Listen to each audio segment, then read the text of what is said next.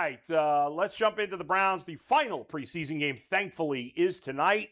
We will not see Deshaun Watson. We will not even see Shedeur Sanders. We will see Dillon Gabriel and Taylon Green. Hey, real quick, it's Taylon Green. Taylon. You said it wrong all week. I haven't corrected it yet. Bad job out of me. Taylon, bad job out of me. I apologize for screwing up your name. Taylon Green. Taylon Green sounds like a small forward in the G League that played for the Motor City Bandits or something. Yeah, average 12 a game, right? Yeah, absolutely. On decent efficiency numbers. Right. What's the question, Mike? I destroyed the trade. So we know those two quarterbacks are playing. We won't see Deshaun. We won't see Shedeur. We talked about our disagreement with Todd Monken and not playing Shedeur yesterday. So with these two guys playing, Green and Gabriel, Chris, I'll start with you. What are your realistic expectations for the two quarterbacks we haven't seen much of yet from the Browns this preseason? What I really hope we see out of this game is we're going to see Dillon or Taylon go to the line. They're going to call it out. They're going to take the snap, and they're going to hand it off 60 times, run that clock, and let's get to the regular season already. The last preseason game, the second half specifically, is mind-numbing football. Now you're going to see some guys, trying to make a roster, and that's what the two quarterbacks are. I'm really interested, actually, to see Taylon Green because just everything about him when you see him in practice is impressive. His size, his mobility, the way the ball comes off his hand. He obviously doesn't have the accuracy. He's not going to play this year. There's reasons why he's not going to play this year. So I'm excited to see what he does with a little extended time and that athleticism. He could be fun to watch in the second half. As far as Dillon goes, I think we're going to see some very, very vanilla offense because both teams at this point, you don't want to get hurt and you don't want to show anything for the regular season. So let's get this over with and move on.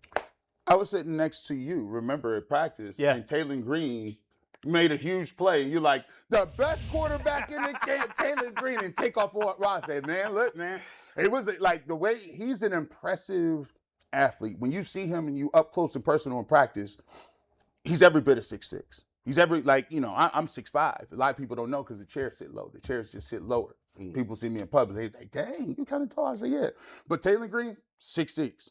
When he's running, remember when Terrell Pryor used to be at Ohio State and the first thing he said, he just glides. Oh my gosh, Terrell Pryor, what a thoroughbred athlete. Well, he has some of those same tendencies when he's covering ground quickly. When he takes the ball and pulls it down and run, his athleticism is on point. Obviously, he's super duper duper super raw when it comes to throwing the ball and making, just reads and understanding what defenses are. He didn't have that much time to be in one system. In Arkansas, they were doing a lot of one and go type stuff where, hey, you only read one side of the field or the other side of the field. Yeah. So now he's in a position where he gets to show, and like I'm with Chris. The only thing is, at this point, I'm trying to get to the game, see what's going to happen so people don't get hurt. And I think even if you borderline about making this team, the Browns' injury concerns have already caused me to drop their win totals. So in my mind, I'm like, no, if you have a remote possibility, Bull, of being a player or a contributor, you're not playing in this game. Absolutely not. Let's face it. I don't know why anybody would watch this game unless you had to. Well, let me ask you this question differently then. Yeah. Will tonight be the last time we ever see Dillon Gabriel in a Browns uniform? Now that's provocative. Is this an audition for Dillon to possibly get traded to another team? I guess. The idea that a team would not be interested in Dillon Gabriel, but if he plays a half of decent football in the third preseason game, now they'd be interested. I just don't understand that. It doesn't make any sense to me. I spoke to Zach Jackson this morning. He thinks there's a decent chance all four will be here to start the year.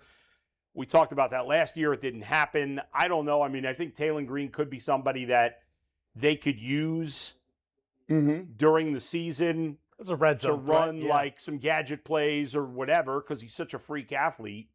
So you in that case, you'd want to keep him on the roster.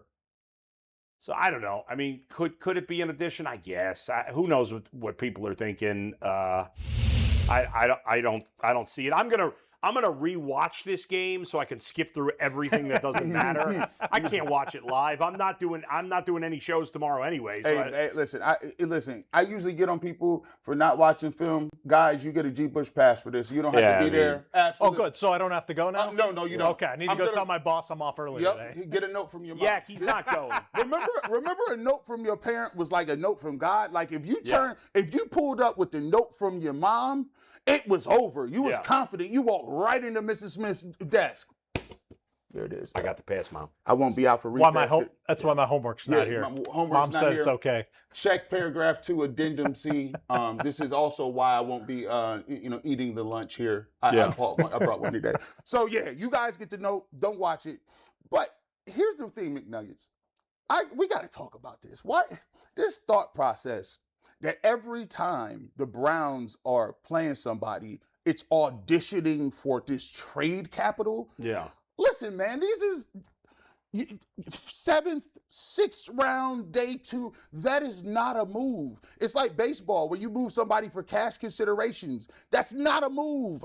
You got like a single A ball player and a regular $50,000 stipend you can use for Walmart. Like, that shouldn't be a thing. I don't think that's a huge thing for Dillon Gabriel. You keep Gabriel? Yeah, I don't think But then you might have to keep 4 guys on the active roster. I think you probably put Taylor Green on the practice roster and be Probably, okay for now. probably, but you never know. I mean, there might be some. If you're another bad team, might say, you know what? Let's keep him on our roster. Who knows? You probably can. They might even be able to get Dillon Gabriel on the practice squad. I mean, at this point, if a team is thinking of trading for a quarterback and they're only going off of the 3rd preseason game, that doesn't make any sense. Like, even if he throws for 500 yards, if that's only the due diligence you do, you deserve to go 0-17. Yeah. But I will say, maybe if Dillon goes out there, lights it up, shows some things on tape that maybe he didn't have before, better arm strength, better downfield, whatever, maybe it piques the interest of a team to, when their quarterback goes down, to go, all right, who do we have available? Yeah. Maybe we can get Dillon Gabriel for a 5th or a 6th. And while 1 5th or 6th isn't going to move the needle much, 2 or 3 of them might get you up into the 3rd or 4th where you might find a guy who gets the needle. So I think Dillon's going to be here probably longer than any of the other quarterbacks on the roster because he's going to be the new Chase Daniel, a 10-year career, make a lot of money, and be a backup quarterback, sit there, be quiet, know the playbook. But yeah, I doubt that this is going to be an audition for him for another team.